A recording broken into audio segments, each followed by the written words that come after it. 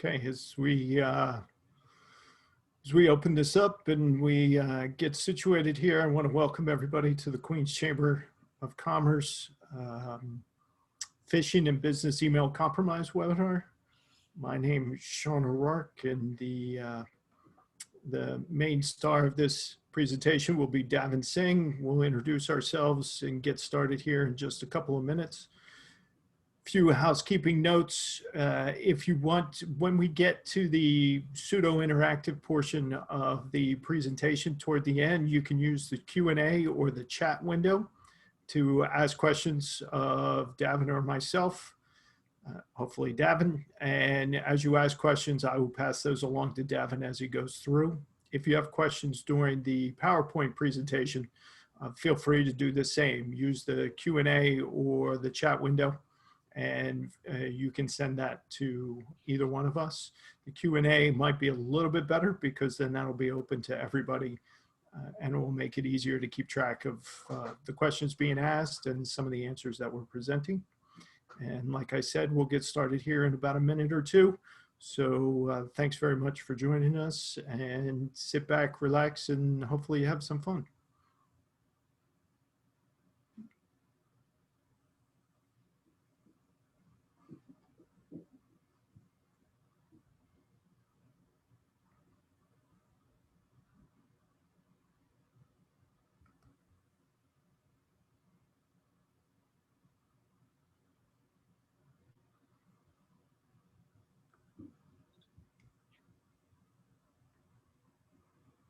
Sean, as we're waiting for more people to join, typically they, you first business email compromise training, security awareness training. You'll sit through a PowerPoint. It's interactive, and they've gone from a standard PowerPoint to an interactive PowerPoint. And the new thing this year has been they're making Netflix type dramas to teach people how to identify phishing and just security awareness training in general, and that's an interesting way to get people interested. Well, and I mean, this is totally off what we're going to be talking about. One of the problems that I have with most of the training in that regard is it takes you out of the actual environment in which you're going to encounter these types of emails. And I've often thought that that could be problematic because people sort of don't get used to the process of vetting these emails because they're looking at it on a different type of screen or in a different type of, I don't know, context. Right. And so that's always been problematic for me. They're fun. I mean, don't get me wrong. I enjoy them. I watch all sorts of different training options just to see what's out there, and they are fun. Some of them are really funny. But I think taking people out of their email context actually sort of minimizes what they're learning, which is why I'm glad we're doing this webinar the way we're doing the webinar, because we're going to work straight from your actual inbox. You just happen to segment off the test emails. So people will get a sense of, well, this is what happens when it hits my inbox, and this is what I have to look for. Yeah, maybe on the next webinar, it's not just emails anymore. It's text, it's Facebook, it's Instagrams. Yeah. It's everywhere now. Well, and I've noticed since the November election, I've gotten way more text messages about voting, about registering, about different political messaging. And it's annoying, but I'm also trying to think where they pulled my cell phone number. And so that's the other thing, is that once you get used to these and you know how to spot them, then you get used to figuring out how to block them and how to ignore them. Okay, so it's 11:05. We want to be respectful of everybody's time, and we want to try to keep this within the hour window. So again, my name is Sean O'Rourke. Welcome to the Queens Chamber of Commerce Phishing and Business Email Compromise webinar. I am, when I'm not sort of moderating webinars and the such, I am a cyber liability consultant at Combs & Company, which is an insurance brokerage and consultancy. And essentially, I prepare companies to be hacked. And one of the tools that I use is cyber liability insurance, which in this day and age is almost a must-have at this point. And today, I'm very happy to be presenting with Daven Singh. And I'm going to let Davin tell you who and what he does for a living. So go ahead, Davin. Hi, everyone. My name is Daven Singh. I work with the company Bit by Bit Computer Consultants. I've been in the tech industry for as long as I can remember. I've been with Bit by Bit for 10 years. I'm an IT manager at Bit by Bit. Before Bit by Bit, I used Bit by Bit as a consulting company when I was on the private side, and we offer a full array of IT services to small, medium-sized businesses, and that covers your day-to-day support. And then it ranges all the way up to, the more advanced network security and cybersecurity that, we'll be touching on today. It's a very small, portion of it, but it's an important part, and it's the one that really touches everyone on a daily basis. So I'm very excited to touch on this and hopefully give everyone, a few pointers and tips that they can share with their companies. And it's not only your companies, you're seeing this everywhere you go, on your cell phone, in every app, every setting, every website, your text messages. This is everywhere. So it applies to everything you're looking at. And hacking is prevalent. It's all over the place. We are trying to get everyone up to speed. Unfortunately, right now, it's increasing at a higher rate than we are able to train on it. So we're trying to fix that, and this is one of the ways we're trying to do it. Excellent. Well, before we dive in, because once we dive in, we're going to go, because we want to get to the part that I'm most excited about, where we're actually going to test your abilities to spot fake or legitimate emails. 2 points of housekeeping. If you have questions for Davin or myself during the presentation, use the Q&A or the chat box. I will be dividing my attention among all these windows while also making sure that I ask Davin the right questions at the right time before he gets and takes it solo during the testing phase. Once we get to the testing phase, you're going to have an ability to put in your responses that we'll take a look at. It's not going to be a poll because we didn't want to disrupt the flow of the webinar in that regard. So this is going to be a self-test. We're not going to publicly shame anybody, even the folks that I know. And so you're going to be able to take away from this lessons that you're going to have to learn, and hopefully you'll pass along to your team or your employees and the such. So without further ado, Davin, our first question is, can you define and explain the difference between phishing emails and business email compromise? Yeah, phishing is a type of business email compromise. Phishing is a cyber attack that disguises email and websites as a weapon. If you get an email and it's meant to be malicious, it's a type of phishing. A type of phishing is called spear phishing. Spear phishing is a targeted attack on a specific user. And I'll give you an example.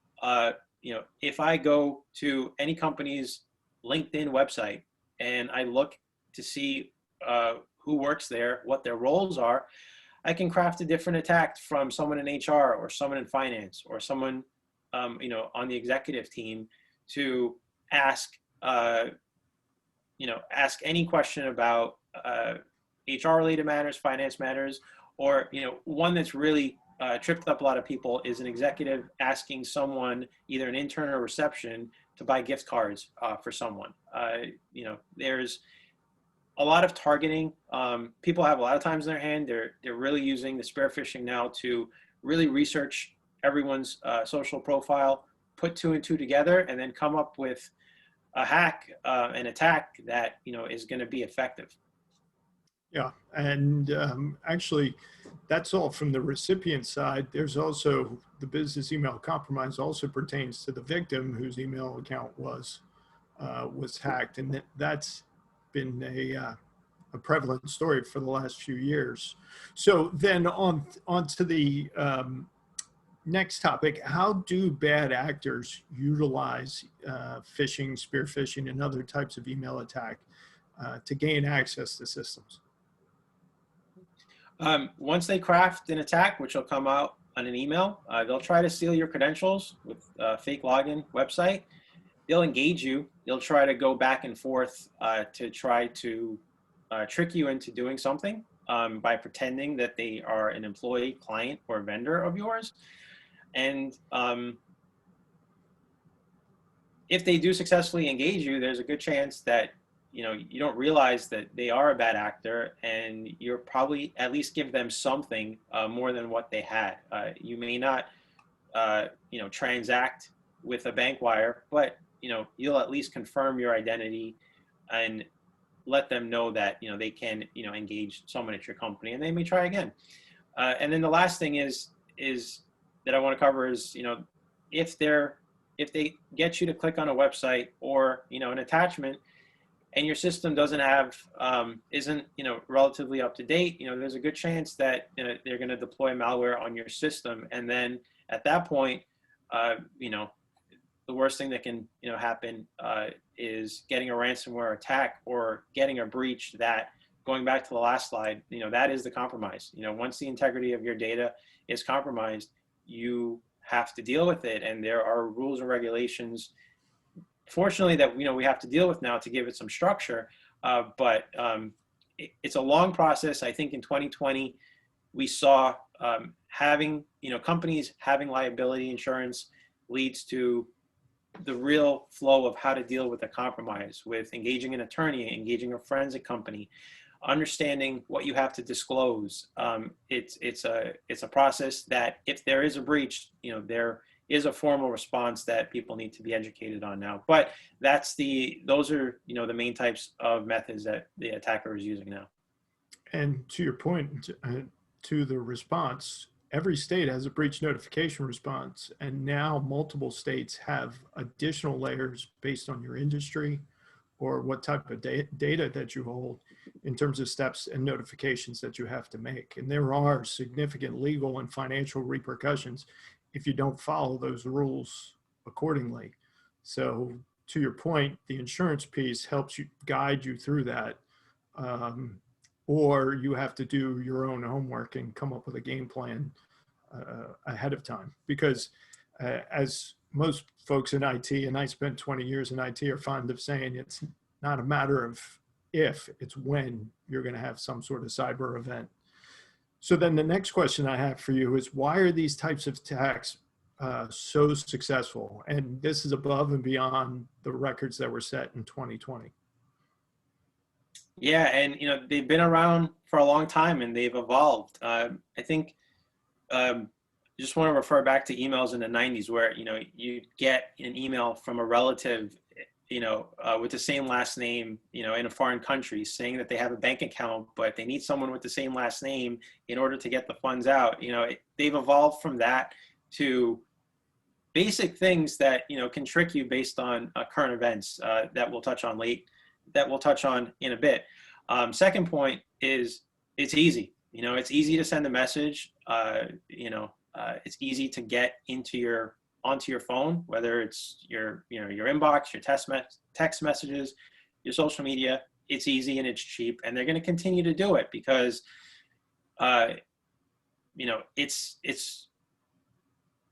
successful, and if they're successful, they're gonna keep on doing it. And I think the faster that companies can kind of get at least up to par with training their individuals on basic measures, that's really the only things that's going to deter the rate in which these attacks are coming.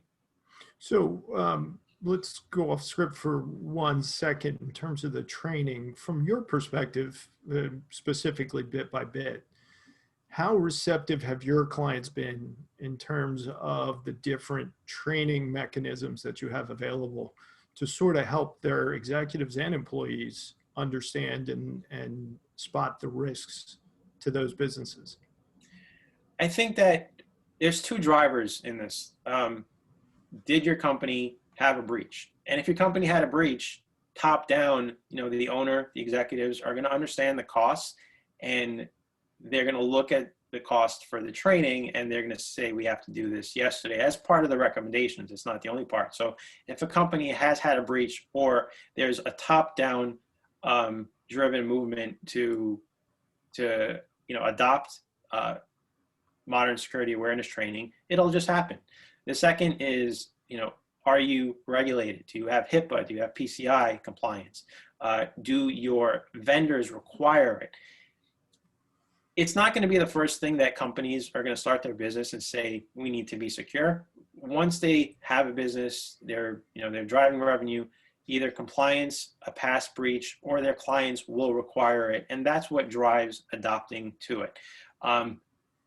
Selling to security awareness training to any one of those clients is a lot easier than to someone that doesn't think it's a necessary cost yet. So I think that you have to differentiate between those two buckets, and then the more the company is receptive to learning the different methods and how they're going to be effective with their users is what we have to look at as an IT consultant.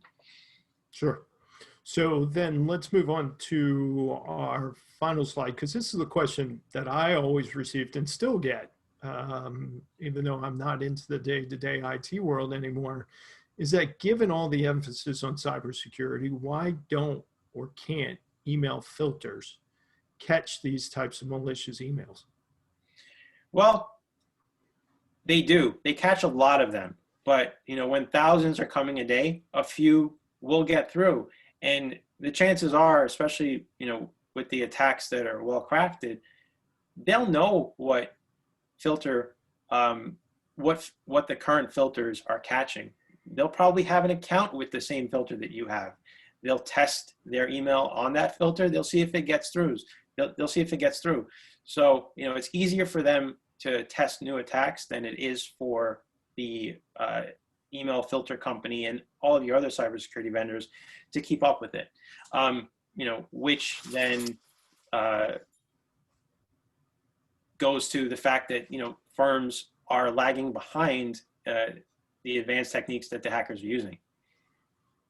And to your point previously, I mean, when you're getting thousands a day, and I'm sure the larger your company, the greater the number is that you're getting, it's impossible to catch everything, one, but two, again, since you're in the industry, does there reach a point where you can't have anything more advanced without it being, while still being cost effective? Are there limits to the security that you can deploy within an organization to keep them protected? There are no limits, but the limits are, one of the concepts in cybersecurity is called least privilege. You only want every employee to do what they should be doing. You don't want to allow them to do tasks or access data that they don't need. So you really want to isolate everyone, into a bucket. And that's not a product that, you can buy. That's just knowing your organization, knowing what people should do, and really just limiting, their access. You can spend a lot of money on cybersecurity, but if you don't have the basics set up, and for most companies, it's making sure everything has multi-factor, making sure all your settings are right for your basic applications, Microsoft Office, your Windows and your Mac computers, and whatever you're using for your communications, your email. There are a lot of settings out of the box that aren't configured that you just need to configure properly and tailor to your business to do it. So the more you spend, there's always going to be some risk. Companies like Microsoft, they are under the impression they operate as if the attacker is already inside. So they make sure that they're locked down from a security permission standpoint, so that they understand what their risk is. Because if you understand your risk, then you know what can happen and your worst case scenario. Yeah, and for smaller companies, it goes back to the point that we made earlier, in that training employees is key, because the more people who are aware of your risks and the potential attack vectors, and where there are weaknesses in the whole infrastructure, the more likely you are to stop an attack before it even gets traction within your system. Now, we did have a question that I just want to address before we move on.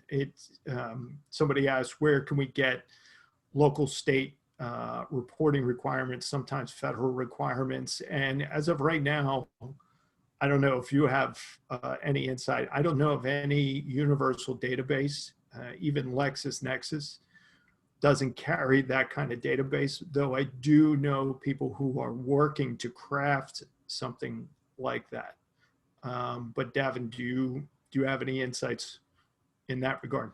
I don't have any insights into that regard, but one thing to note is, when it comes to the regulations, and especially over the past year, the first terminology, GDPR, which is, the European standard, a lot of this is kind of shifting from IT to legal, and it's no longer an IT question anymore. Yep. And, when there is a breach, what a lot of people that they get cyber insurance, they have backups and they have cyber insurance liability, but when you have a breach, you're not allowed to do anything until the forensic company comes in and looks at what's going on, which means you can't restore, you can't get back operational until the event, is analyzed. And you're really dependent on your lawyer to guide that process. And it's very much so becoming, a legal matter. Sure. And it's something that you should reach out to other parts of your organization, starting with your legal team to figure out what requirements, and legal and compliance. I would say legal and compliance for your organization are the departments that you should be asking what your requirements are. And if you don't have those internally, you should definitely have a cyber lawyer, an experienced cyber lawyer externally, because that's the first call that you're going to make when you do discover a breach or an incident of some sort, because you want to maintain as much attorney-client privilege as you can to protect yourself as a company as a whole. So good question. Thank you very much for submitting it. Now we're going to get on to the fun stuff. This was the whole reason why we wanted to do the presentation this way. And so, Davin, I'm going to let you take it away, because this is where you're going to start driving everybody. Okay. All right. Are you still seeing my screen? Yep. Okay. All right. So I have a bunch of emails. We are going to go through them. Myself and Sean will read them, and then I'll ask Sean some questions as far as what he thinks I should do. Well, given that I've got so many windows open, I will try to position it so that I can see them, but sometimes I'm probably going to miss everything. But go for it. I'm good to embarrass myself. All right. So do you see the current email, which is a thank you gift from Jeff Bezos? Yep. Okay. I do see that. Is an email from Amazon. It's from Jeff saying that a new chapter of his life is beginning, and he's giving you a coupon code for $10 on your Amazon account. So should I click this link is the question for everyone else. Is a question for everyone. Actually, you know what? Let me just go through all the emails first, and then me and you will kind of act on a couple of the emails, just so everyone sees it. Okay. And, with every email, there's the header, which is who it's from and what time and who it's to. There's the body, and then there's the links and the attachments in it. And those are all things that you need to look at when you're analyzing an email. And we do want to say this is a mixture. This is a mixture of phony and legitimate emails. And the test is for you to spot the difference between them. So just keep that in mind as Davin goes through these emails. Okay. COVID-19 update from Walgreens. Debunking the COVID myths. They have a video that you can link to in the email, a bunch of links to, help you to get immunized when the time is right for you, and links to get to opt into vaccine updates or questions about COVID. Okay. And this is an email from my HR department at Bit by Bit. Okay, and this is a COVID-19 vaccine interest survey. To click on the link to understand, how the company is going to allow us to distribute the vaccine, or how we're going to get our employees vaccinated, rather. Girl Scout cookies. Shirley Dorr, employee at my company. Hi, Davin. Please help my daughter Linda reach her goals. Here's a link to buy Girl Scout cookies, or if you can, share the link with anyone that you know that may like Girl Scout cookies. Okay. BB&T Services. It's a bank that noticed a regular check card activity, and they want me to visit the online banking to review my account activity. Okay. This is an email from our CFO, Jeff Steinfeld. He's asking me to fill out an Oxford waiver coverage if we do not want to participate in our health plan. And then I'm going to click on this link. It's just a standard PDF that I'm supposed to fill out and send back.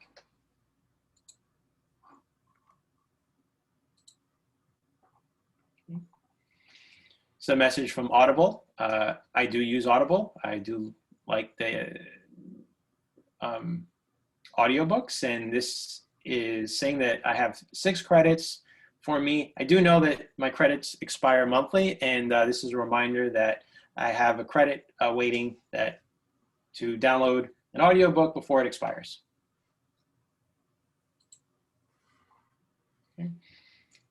Nothing really much here. It's from, I'm assuming, my finance department. It's a spreadsheet with my weekly finances.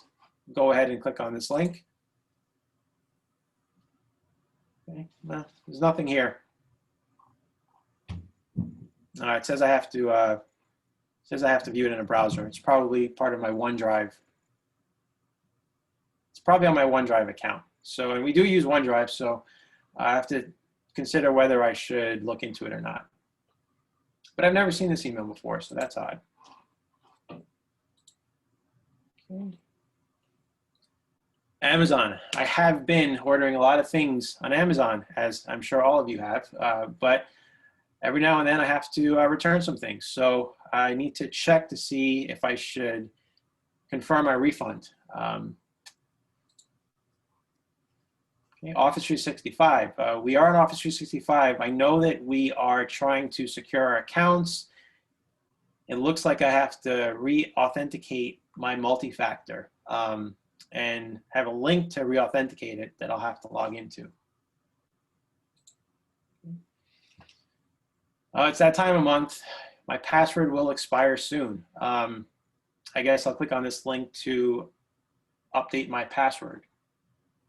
And then hopefully I'll save it in my password manager, and I won't write it on a Post-it under my keyboard, because that's never a good thing. Okay. Coinbase. Everyone needs some cryptocurrency, and it looks like they're asking me to, they're telling me that my 2-factor settings have changed and they want me to confirm it. Okay. Okay. And that's it. Okay. Okay. So here we go, folks. You've had a preview. In fact, Davin gave you some inside info on a couple of them. So what we're going to do, let's go one at a time. And folks, you can put it in the chat if you want, or you could just keep score at home.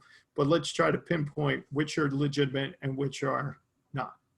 Okay, so I'll spend about 5 seconds on each email, and you guys will ping in the chat. Let's try the first one. So, is this legitimate? Is Jeff Bezos giving me a coupon, a $10 coupon? Okay, we got to know. We got to know. We got to know. We did get somebody who asked, can you click on the link is the link active? But before you do, we got no, we've got scam. So it looks like the majority says no. Oh, can you show the link that it's asking you to click on? So somebody is asking to see the URL of the link. I can certainly do that.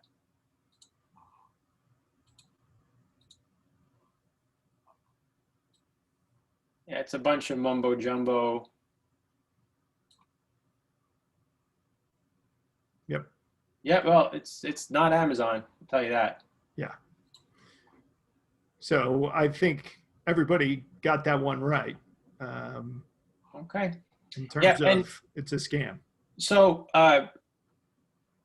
these emails, the security awareness training platform that we're using for this, it's called KnowBe4. And these are emails that are basically sent by the firm to test individuals at your firm to see if they're going to click on the links, because those are the people that you're going to need to train or add additional training if you do have an annual training, and then you need to, focus on some individuals a little bit more. And if I do click on this link, let's see what I get.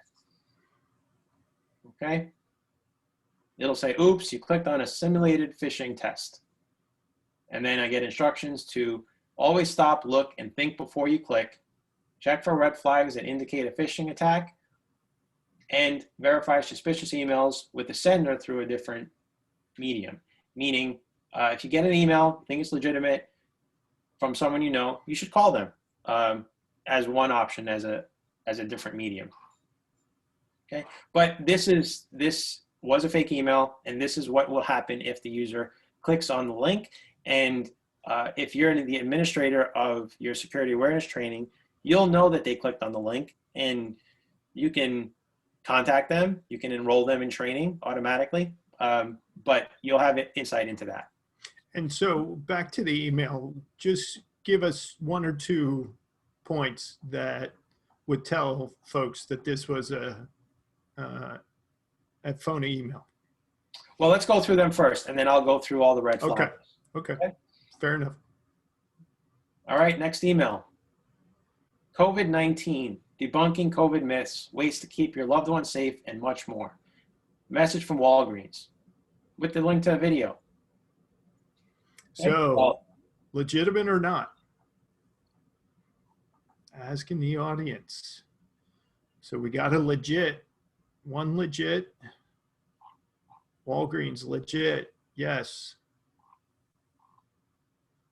So far, the overwhelming, I think it's legit. Legit. Okay, so far it looks legit. It is legit. It goes to Walgreens website. It is a secure link, and there is a video to help you find if vaccines are available. So it is legit, but you should definitely check on the link before you click on it. Okay. Next one up. Audience is 2 for 2. Okay. COVID-19 vaccine interest. Did we do this one already? Well, you mentioned it when you went through each of the emails. Okay, right. Okay. Is this one legitimate or not? Audience out there. Okay. The link is in here. So we do have a bogus, not legit, not legit. No.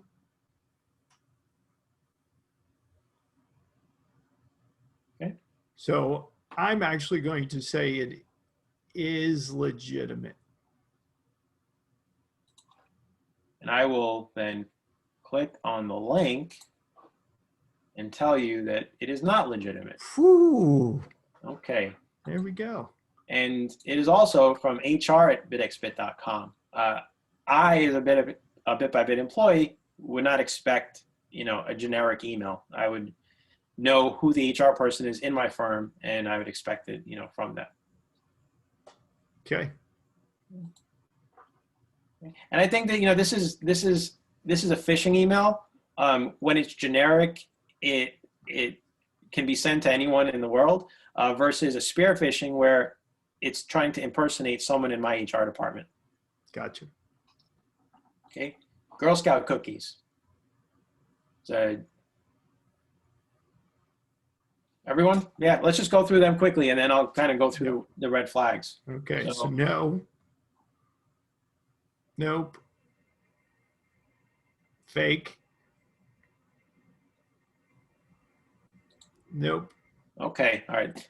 This is a fake email. I will say though that if this email was from, if someone, went to your LinkedIn page, saw someone, correlated with their Instagram account that they have daughters, could this email trick you if it was someone that had a child, in Girl Scouts? That's something I would think about. If that's, it's hard with these generic emails. You don't know if I know Shirley Dorr, if Shirley Dorr, is anyone that I know, but that may be something that she sends from her personal account, to people, at her company. So think of this email and then think about other people at your firm, if they have daughters, if they've asked for Girl Scout cookies, because that's something a hacker can figure out on Instagram and correlate it to your LinkedIn. Go. Okay. And yeah. Okay. Irregular check card activity from my bank account. No. No. No. Looks fake. Okay. Okay. This is we do have somebody who said legit. Okay. As somebody questioning said, it looks legit. So question mark. Okay. So a number of people said no, and then a couple of people think this might be legitimate. So this is good. This is one we'll come back to, or you can give the answer away now. I'll give the answer right now. And assuming that I do have a bank account at BB&T, the first thing I would check, okay, well, this is from bbt.com. That looks legitimate. But the email is from bbt.bankingsecure.net.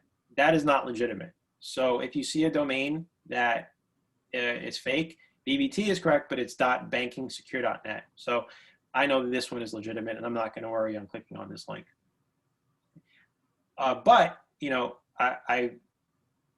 if I did think that this was legitimate, I wouldn't click on the link. I'd go log into my account and verify that way. The other portion is that most financial institutions will put your full name. It'll be Dear Daven Singh or Dear Sean O'Rourke. It won't be Dear Customer or Banking Client or what have you. Yeah, and when you sign up for your accounts now, they'll either they'll text you or they'll call you if there is fraudulent activity. It won't come in the email. Mm-hmm. So those are some indications there. Okay. Email from Jeff about the Oxford waiver of coverage. Legit or not legit? We got a legit. We got one no. We got a legit. No. So again, this one has divided people.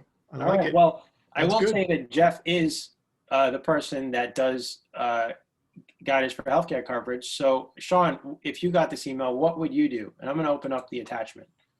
Well, if I was unsure, let's say I was a new employee and didn't know Jeff, I would call him. And not using the number in his signature, I would either ask somebody if they were in the same office, you can get up and go over to them. But you want to contact them to your point, via a different medium than email. And you never want to call the number in the email signature because that could be faked as well. Okay. And then how do you feel about the information in the attachment? What would you, let's assume you call Jeff and he told you to fill this out. What action would you take? I would not email it back to him because that's an unsecured method. So there's got to be a place to store it that he would have access to on your network. Okay. Yeah. Where I could do it, but you would never email it because that kind of information you don't want floating around in Right. email. So this is a legit email, but it's asking for sensitive data. It's not really clear on how it should be sent back. And I think that if you get an email from someone at your company asking for this information, they should spell it out. It should be printed and returned to so-and-so's office. It should be saved to a certain secure location. So the secure sending back of the form should be spelled out. And if there aren't instructions, you should contact that department to ask them how we should securely send it back. Yep. Or if you're a new employee, you would have to, understand how the company treats secure transmission of documents, especially with, that's personal information. That's not just your information. It may be, someone in your family that's providing your insurance. Okay. Audible.com. All right. So I'm going to trust the content. So I see the pictures. What does the audience say? Yay or nay? We've got fake, I'm fake, getting 60 fake, books this month. scary, fake, fake. Okay, so everybody that has replied thus far seems to think it's fake. Yeah, it absolutely is fake. It's from support@amazon.net. If you send this email, though, to 10,000 people, a fraction of them do have an Audible account. You will get an email saying that you have credits waiting in your account and that you should sign in and redeem them. So if you use Audible and you're used to seeing these emails, you may get a percentage of users that do click on it.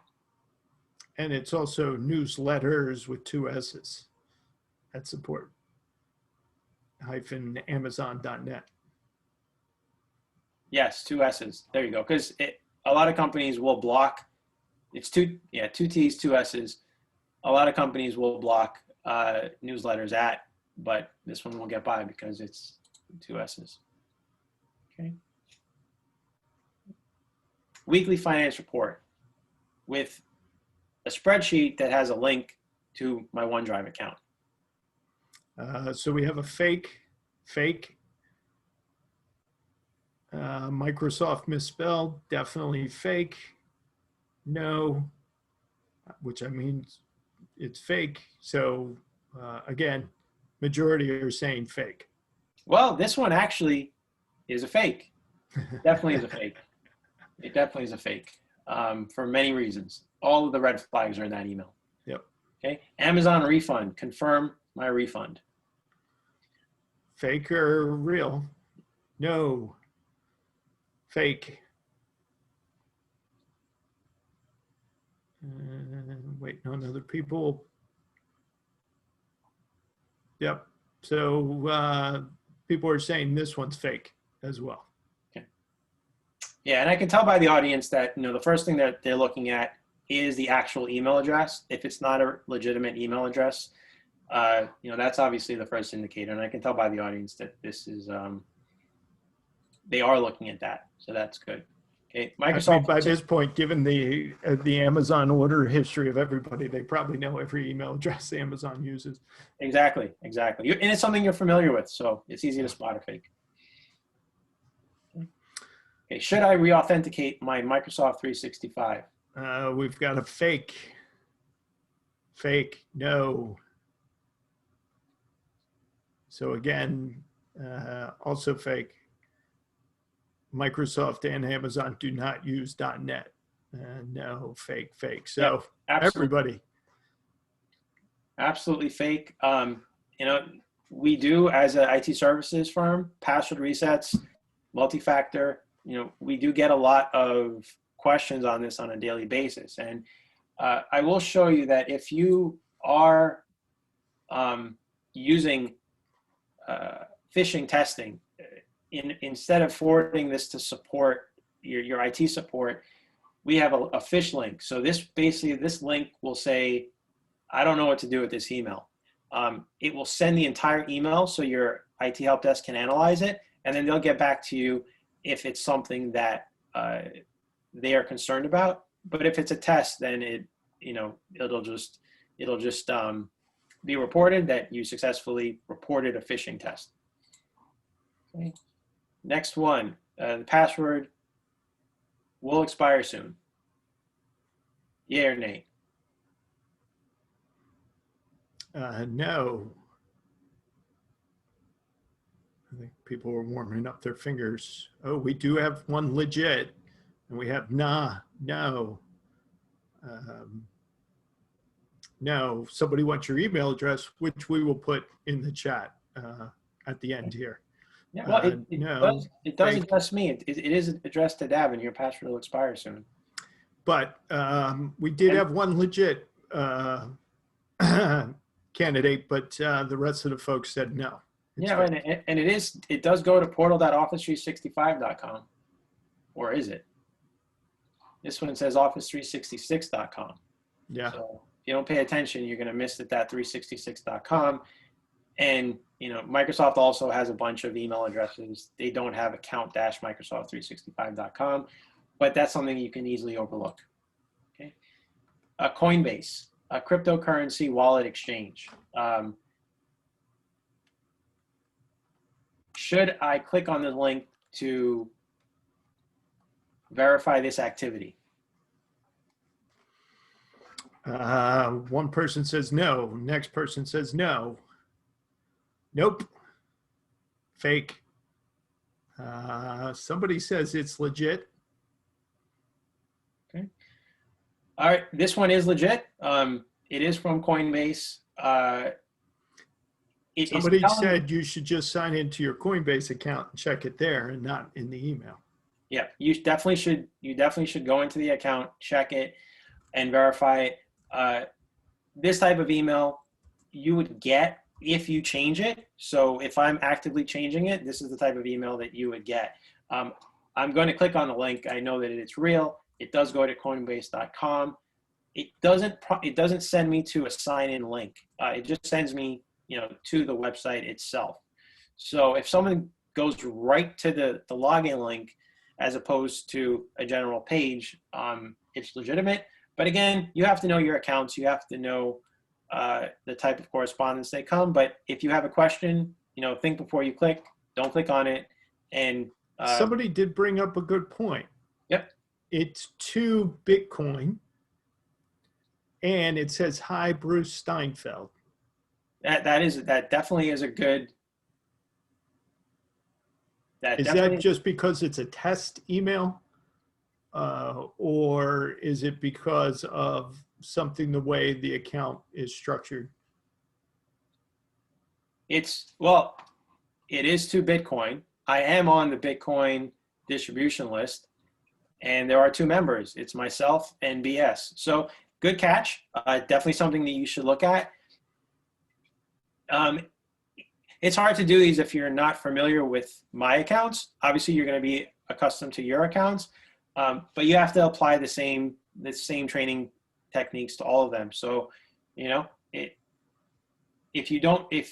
you're getting this for the first time and you don't know what the email is, it really should be something that you should report if you're not familiar with it, because you don't know my accounts, you don't know what's legit and what's not. So there should be a mixture of fake based on just analyzing the email, and it should be questioned if you are not expecting it. Okay. Okay. So let's go back through some of the ones. Let's do the less obvious ones that were fake, and just point out to everybody. Yeah, so I'll go through them real quick. And this is the KnowBe4 admin portal. When you select the templates that you want to send to your firm, there's a difficulty rating. So, the Amazon Audible account for your credits, that was a 5-star rating because it looks just like the actual credit notification that they would send. But if we click on the preview, I'll show the red flags. It's not directly from Audible. It's a fake domain. The sense of urgency is always going to be fake. It's generic. It doesn't say my name. And the red flag here is shocking content to entice you to click or open an attachment. Mhm. Okay. I'll go through them real quick. I'll just kind of toggle the red flags on and off, but there'll be a common theme, something in the address that's not right, generic salutation, and something enticing to get you to click. Okay. 365 is not from 365, and they bought the domain office366.com to send you a link so that you can overlook it. That's for leap year. Yeah, there you go. Okay. Weekly finances, it's a link, it's bogus. Okay, I won't repeat the same red flags.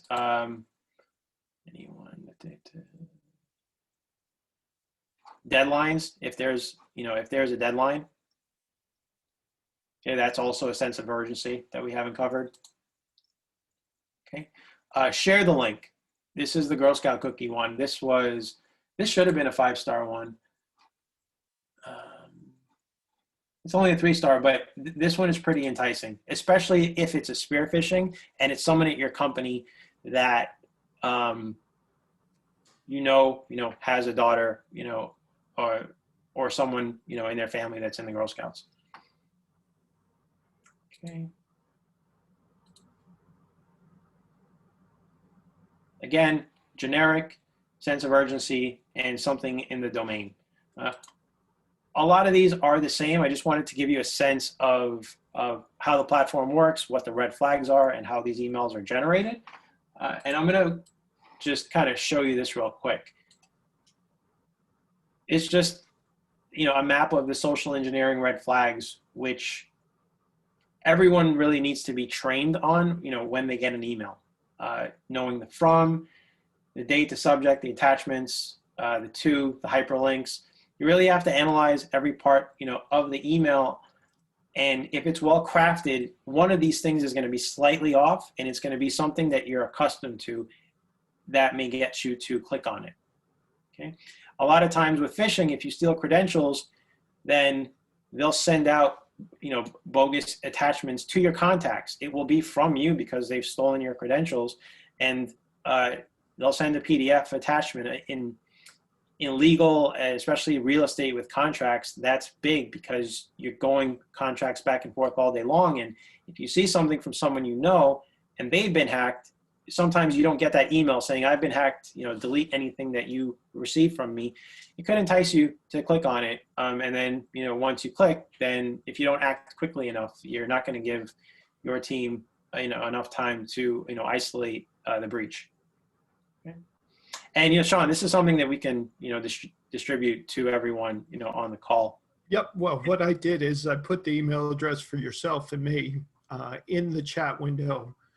If you have any questions about what Davin has talked about, if you have questions about the cyber insurance, feel free to email us. If you do want a copy of the slides, please email Davin. He is the holder of the key on that one. And then if you have any questions from a technical perspective or any of the elements that Davin went over during this conversation, he's generously said that everybody can drop him an email on that front. And Davin, before we close out, because I know I'm looking at the clock, we have about 3 or 4 minutes. I'm going to go back up on the chat screen because some people did submit some questions before we got started. And one of them says, when the cyber attacks hit, I'm guessing it makes sense to have an offline storage capability already in place. Are there any recommended? And then they go on to use Google Drive, Dropbox, etc. as examples. So I have my own thoughts on those, but please go for it. Just repeat the question once. So he says, when the cyber attack hits, I'm guessing it makes sense to have an offline storage capability already in place. Are there any that you can recommend? All right, if there is a ransomware attack and the files are, encrypted, All of the major ones, they do have the offline capability, Box, Dropbox, OneDrive, so that you can work on your files if there's something happening, with the company. They're all good options. I think that there's about, 10 of them.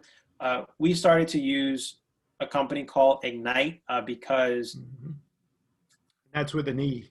Yeah, Ignite with an E, because we find that the price point is a little bit better than the price point with the business and enterprise features are a little bit better for small to medium-sized businesses as opposed to Box and Dropbox, which when you go from like 5 to 10 to 100 users, it becomes a little bit more pricey. So I would check out Ignite for a small to medium-sized business. That's something that we're familiar with, and after doing our research, that's a good fit, I think, especially with that, offline capability. And not only does it have offline capability, if there is an attack, you want to make sure you can roll back. So the company that you're engaging with, and this is something that, we cover with Ignite, is, we can tell them to roll back the entire system online and offline as of 9:56 before the breach at, 10 a.m. this morning. And Ignite, I believe, is ENGNYTE. Yeah, EGNYTE. Yep. The next one is, our best practices driven by compliance standards. And they mean legal compliance, like regulatory compliance. So we follow a framework. It's called the Nist Framework. Nist is, a government-funded, entity that is a framework for cybersecurity, and they're typically ahead of compliance that comes into place. You should definitely adhere to your compliance. We were talking earlier about, having a cyber lawyer. If you don't have a cyber lawyer and you don't have a compliance officer, maybe your firm gets audited every year. And in the audit, they do give basic recommendations that every firm should do. But to answer your question, bit by bit, we use the Nist framework to guide what we should do and how we should approach, each company. And having antivirus and security filters, endpoint protection, the products is secondary to understanding your risk, understanding what happens if there's a breach, what is your loss, who you need to disclose. So, we use Nist framework. It's a more technical cybersecurity framework that applies to small businesses all the way up to the government. But that's the framework that we use to drive what, we should do for, any size entity. Yeah, and then NIST, the acronym is what? National Institute for Standards and, is it technology or is it? I'm not sure. I'm not sure. Yeah, I mean, I don't even know what most of the acronyms, even when I was in the industry, you just get into acronyms and you realize that there are actually words behind them. But if you just type in NIST to any Google or any search engine, you'll come up with it. The other, one other that I would recommend, regulatory framework, that's a little less technical than NIST, is the New York State Department of Financial Services Part 500. That is their cybersecurity regulations for companies that are registered with the state's Department of Financial Services. It's actually a very logical and I think reasonable framework for companies of all sizes. In fact, I'm doing a whole series of videos on my LinkedIn page on the framework because I do think it's workable for the small and mid-sized businesses. So that's another area that you could check out. And again, you could just type in NYS DFS Part 500 and the regulations will come up. And if you have any questions on those, you can feel free to drop a note. And as you'll see on the screen, Davin brought up the NIST website. Yeah, and So, one takeaway from the framework, is when it comes to the framework, you want to, detect, respond, recover, identify, and protect your organization. So everything really falls into those buckets when it comes to what you should be doing. Yep. And thanks to Fred. Fred actually brought it up, the National Institute of Standards and Technology. So I was at least close. And then we have one other question before we have to let everybody go, because we are at the time limit. Somebody asked, and it sounds like it's a real situation. How can my private email contents be sent to my friend, but I get strange emails from strange people who mention similar contents in my email? And that goes back to, I think, what you said before, is that there may be some engineering going on in that case. Yeah, you know, stop, think before you click. You'll have to, especially on your personal account, I mean, you know, just make sure that if it's something in the email, if you can contact someone directly, you know, over the phone to ask them, like, you know, what this is all about, you know, that's the best way to do it. Well, and that's it. I want to thank everybody for attending. Davin, fantastic job. I thoroughly enjoyed the test, even though I failed one of the questions. But they were all perfectly situated, and I think the audience is pretty good at recognizing the clues and the signs, but hopefully you did take away some new materials. Again, the email addresses for Davin and myself are in the chat window. This recording will be posted on the Queen's Chamber website in a week or two. And we'll also, Davin and I will also promote it on our respective pages. But again, if you have questions, feel free to drop us an email, and I certainly hope everybody enjoys the rest of your day. Take care, and thanks again for joining us. All right. Thank you, Sean. See you.